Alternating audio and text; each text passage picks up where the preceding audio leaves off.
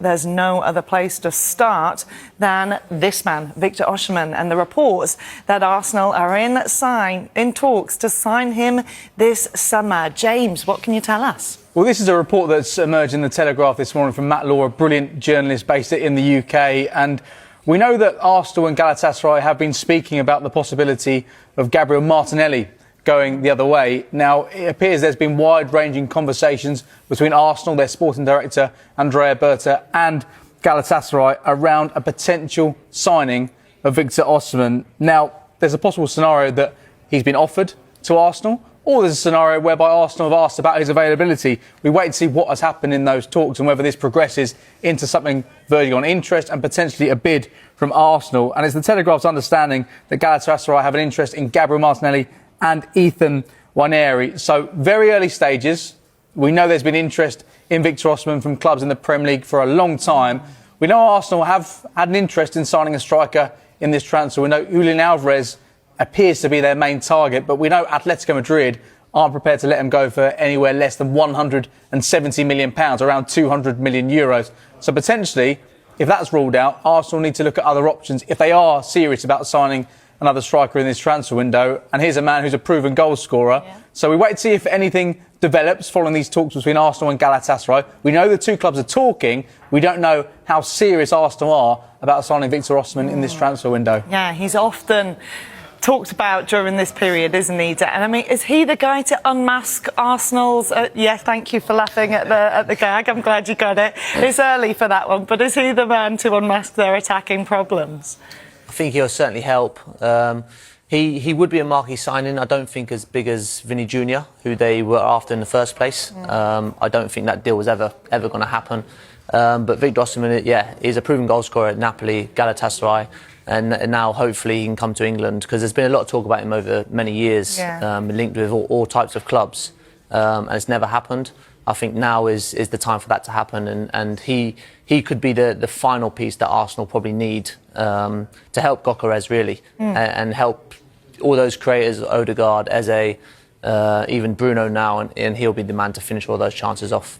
I mean, they are leaving themselves light if they've let Trossard go, and now if they let Martinelli go. But is he an upgrade on what they have there, James, in your opinion?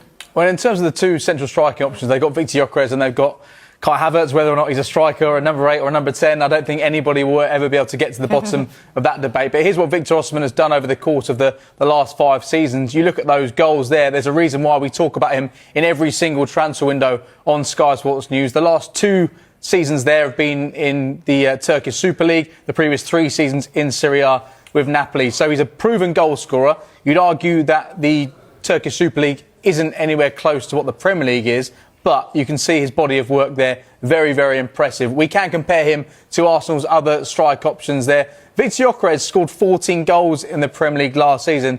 They won the Premier League title, but I think it was a fairly underwhelming campaign from Victor Gyökeres. He didn't start in some of the big games. He didn't score in the big games either. We know Kai Havertz was injured for a large portion of last season, scored in the Champions League final, always pops up with really important goals, whether it be in a Chelsea shirt or in an Arsenal shirt now. And Gabriel Jesus, he's into the final year of his contract. We know there's interest from Napoli in signing him in this transfer window. But you can see Victor Osimhen there, 15 goals from 22 matches last season. His injury record isn't incredible. He's not available for every single match, which is something which Arsenal may have to weigh up. They had 63 matches in all competitions last season. They need their strikers fully fit, and with the issues that Kai Havertz has suffered over recent seasons, they don't want to be signing a player who's not going to be available for every match. But that's how Osimhen stacks up against the other Arsenal forwards. And you think last season, going back to what we saw in the last campaign, Gyökeres scored 14 goals. The next top scorer was 7.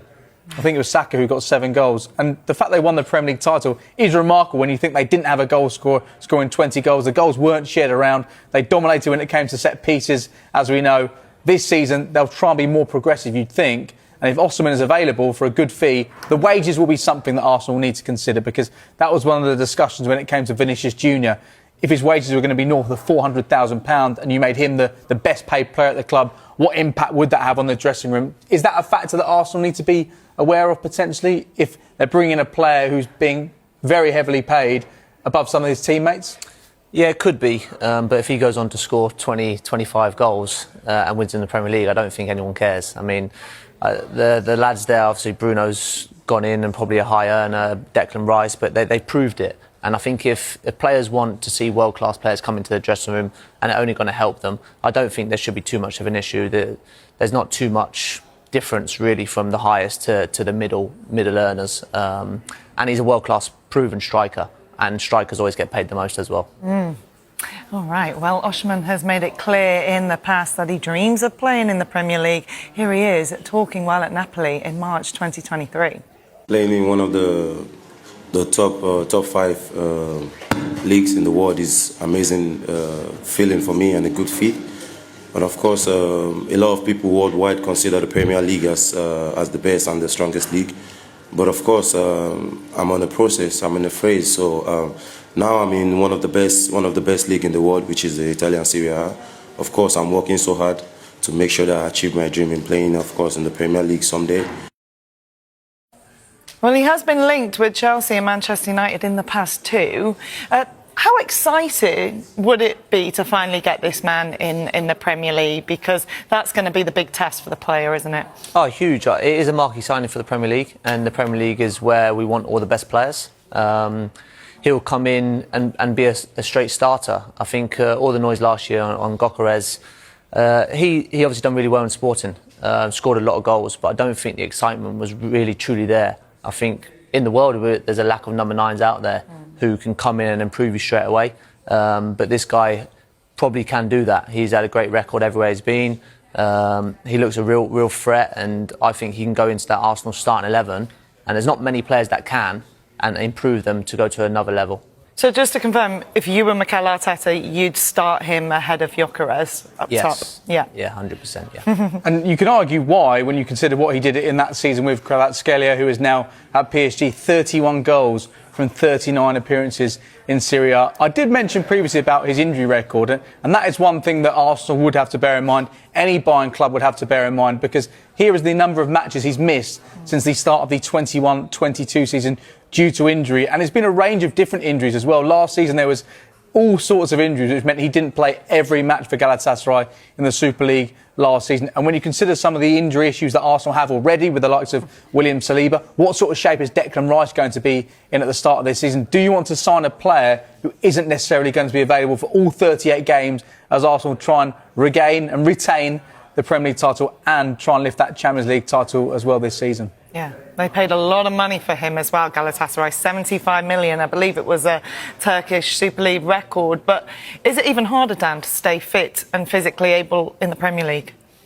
Look, the Premier League now, where it's going, it's so athletic, so quick. The tempo of the game is much quicker than Spain, Italy and Turkey, where he's been used to. But I believe he's a professional player. He'll come over and do his utmost to keep fit and be professional and hopefully, be available for the majority of the games. Obviously, we've alluded to Gyökeres will be there. You've got Kai Havertz, you've got Mikel Merino, who everyone sort of forgets about. And You're right. He's popped up in the World Cup and scored 2 really, really important goals and helped them win the World Cup. And he's a fantastic player as well. So they've got 3-4 options there. But Osimhen and Gyökeres, obviously, are the ultimate number 9s that you need in a team.